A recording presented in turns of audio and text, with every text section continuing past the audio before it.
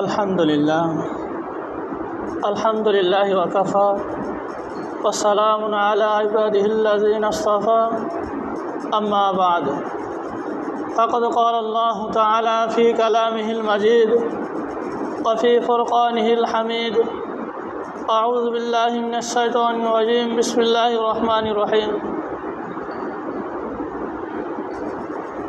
ইন্নাদ-দীনা ইনদাল্লাহিল ইসলাম وقال رسول الله صلى الله عليه وسلم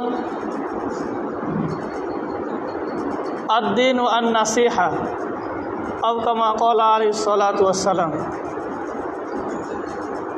আমরা সেই মহান আল্লাহ তাআলার দরবারে শুকরিয়া আদায় করি যে মহান আল্লাহ তাআলা আমাদেরকে এই মহল্লার ভিতর থেকে যাচাই বাছাই করে মহব্বত করে ভালোবেসে মুহররম মাসের প্রথম জুমায় মসজিদে এসে কিছু কথা শোনা এবং বলার জন্য তৌফিক দান করেছেন। সেই জন্য আমরা একবার অন্তর স্থল থেকে শুকরিয়া আদায় করি, সবে বলি আলহামদুলিল্লাহ। লাখো কোটি দরুদ সেই মহান মানবের প্রতি যে মহান মানব হাশরের ময়দানে কিয়ামতের মাঠে আল্লাহ তাআলার কাছে আমাদের জন্য সুপারিশ করবেন। সেই মহান মানবের প্রতি একবার দরুদ পাঠ করি, সবে বলি সাল্লাল্লাহু আলাইহি ওয়াসাল্লাম। আজকে মুহররম মাসের 1 তারিখ। দীর্ঘ একটি বছর আমরা পার করেছি। আরবি মাস মুহররম মাস থেকে শুরু হয়, আরবি বছর মুহররম মাস থেকে শুরু হয়। এই মুহররম মাসের গুরুত্ব যত হাদিসের কিতাব আছে, বুখারী শরীফ থেকে নিয়ে যতগুলো হাদিসের কিতাব আছে, প্রত্যেকটা হাদিসের কিতাবেই রাসূলুল্লাহ সাল্লাল্লাহু আলাইহি ওয়াসাল্লাম এই মুহররমের গুরুত্ব এবং মুহররমের ফজিলত সম্পর্কে আলোচনা করেছেন। হাদিসের ভিতরে এসেছে রাসূলুল্লাহ সাল্লাল্লাহু আলাইহি ওয়াসাল্লাম বলেন, রমজান মাসের রোজার পর যেই রোজা আছে এর ভিতর থেকে মুহররমের 10 তারিখে যেই রোজা রাখা হয় সেই রোজার সওয়াব রমজানের পরেই সওয়াব। অর্থাৎ রমজান মাসে রোজা রাখলে যেই সওয়াব, এর পরেই তার সমতুল্য অর্থাৎ রমজান মাসের রোজার সমতুল্য সওয়াব পাওয়া যাবে মুহররম মাসের রোজা রাখলে। বিশেষ করে 10ই মুহররম এর ফজিলত অনেক হাদিস থেকে বর্ণিত হয়েছে। যেমন আল্লাহ রাসূল সাল্লাল্লাহু আলাইহি ওয়াসাল্লামকে এক সাহাবী জিজ্ঞাসা করলেন, ইয়া রাসূলুল্লাহ, ইয়া হাবিবাল্লাহ, রমজান মাসের পর সবচেয়ে উত্তম রোজা কোনটি, যেই রোজাটি আমি রাখলে অনেক ফজিলত অর্জন করতে পারবো, অনেক সওয়াব অর্জন করতে পারবো?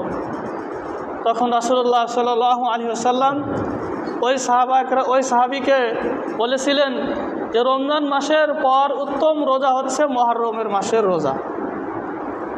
এমনি তো আল্লাহ রাসূল সাল্লাল্লাহু আলাইহি ওয়াসাল্লাম প্রত্যেকটি মাসে 3টি করে রোজা রাখতেন, 13, 14, 15। আরবি মাসের 13 তারিখ, 14 তারিখ, 15 তারিখ, এই 3 দিন আল্লাহ রাসূল সাল্লাল্লাহু আলাইহি ওয়াসাল্লাম প্রত্যেকটা মাসে রোজা রাখতেন। তবে সপ্তাহে একদিন আল্লাহ রাসূল রোজা রাখতেন বিশেষভাবে। সেই দিনটি হচ্ছে সোমবারের দিন। সোমবারের দিন আল্লাহ রাসূল সাল্লাল্লাহু আলাইহি ওয়াসাল্লাম যতদিন জীবিত ছিলেন, সুস্থ ছিলেন, ততদিন পর্যন্ত ওই সোমবারে রোজা রাখতেন। রাসূলুল্লাহ সাল্লাল্লাহু আলাইহি ওয়াসাল্লামকে জিজ্ঞাসা করা হয়েছিল, ইয়া রাসূলুল্লাহ, ইয়া হাবিবাল্লাহ, আপনি কি জন্য প্রত্যেক সোমবারে রোজা রাখেন? তখন রাসূলুল্লাহ সাল্লাল্লাহু আলাইহি ওয়াসাল্লাম সাহাবা একরামদেরকে উদ্দেশ্য করে বলেছিলেন যে, হে আমার সাহাবা একরাম, আমি সোমবারে কয়েকটি কারণে রোজা রাখি। এর ভিতর থেকে একটি কারণ হচ্ছে এই দিন আমি জন্মগ্রহণ করেছি,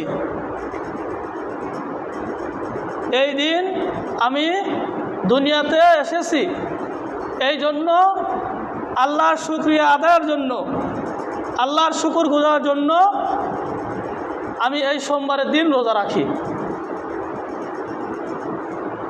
দ্বিতীয় কারণ হচ্ছে আমি এই দিনে মৃত্যুবরণ করব, অর্থাৎ রাসূল এই দিনেই মৃত্যুবরণ করেছেন।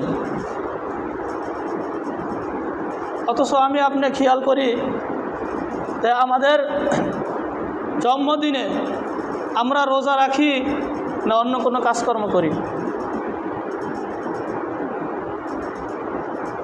আমরা আমাদের জন্মদিন কেক কেটিয়ে বিভিন্ন অনুষ্ঠান করে নাচ গান করে সময়টুকু পার করে দেই। অথচ আমাদের আদর্শ ছিল, আমাদের নীতি ছিল যে রাসূলুল্লাহ সাল্লাল্লাহু আলাইহি সাল্লাম যেইভাবে নিজের জন্মদিন পালন করেছেন সেইভাবে জন্মদিন পালন করার কথা, কিন্তু আমরা সেইভাবে জন্মদিন পালন করি না। না করে আমরা বক্স এনে হাঁস মুরগি জবাই করে, গরু ছাগল জবাই করে, নাচ গান করে জন্মদিন পালন করি।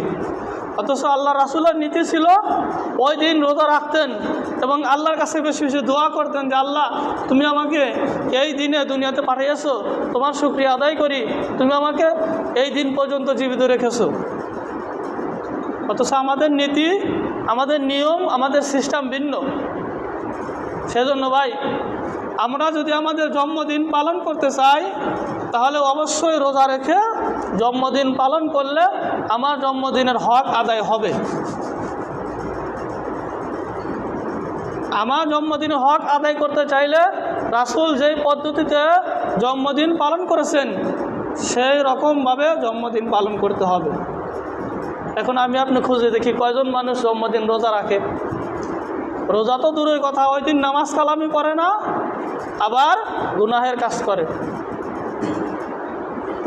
আল্লাহকে ভুলে গিয়ে ওই দিন আল্লাহর শুকরিয়া আদায় করা বাদ দিয়ে আল্লাহর নাফরমানি করে, তাহলে আমার আপনার জীবনে আল্লাহ কিভাবে সুখ দেবে? আমাদের জন্মদিন হচ্ছে একটা ঐতিহ্যবাহী দিন। এই দিনে যদি আমি আপনি আল্লাহর নাফরমানি করি, আল্লাহর নাশুকরিয়া আদায় করি, তাহলে আল্লাহ আমাদেরকে কিভাবে সুখ দেবে, কিভাবে শান্তি দেবে? বান্দাকে তো আল্লাহ তাআলা শান্তিতে রাখার জন্য, নিরাপত্তা দেওয়ার জন্য, বান্দা যেন সমস্ত সময় সব সময় যেন শান্তিতে থাকতে পারে, নিরাপত্তায় থাকতে পারে, সেই জন্য আল্লাহ উসিলা খোঁজে যে দেখি কোন উসিলা আমার বান্দাকে সুখে রাখা যায়, শান্তিতে রাখা যায়, নিরাপত্তায় রাখা যায়। কিন্তু সেই সুযোগগুলো, সেই উসিলাগুলো আমরা আল্লাহকে দেই না, অর্থাৎ আল্লাহকে ওই সুযোগ দেই না। সেই জন্য ভাই, আমাদের জন্মদিন আমরা কেক কেটে আদায় করব না,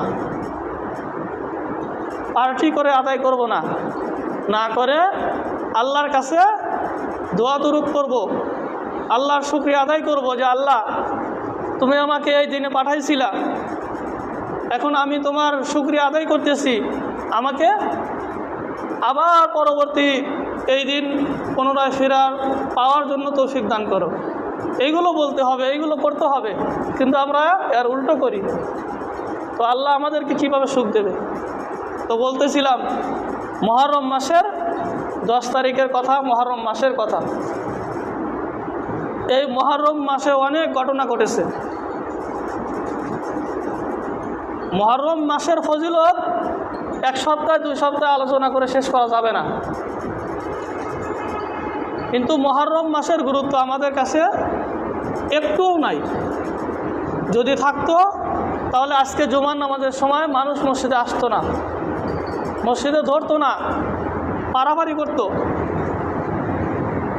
আমরা যে 1টি বছর কাটাইয়া ফেললাম, আমাদের